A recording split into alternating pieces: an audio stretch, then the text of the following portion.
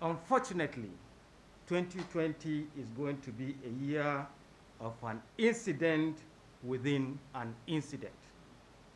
With the country battling COVID-19 pandemic, managing a flood disaster will be a Herculean task.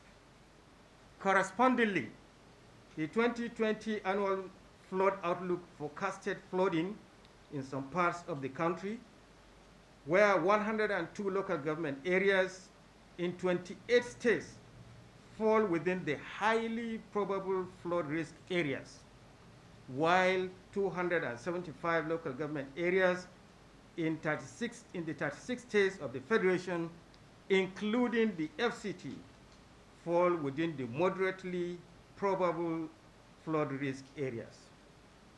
The remaining 397 local government areas fall within the low probable flood risk areas.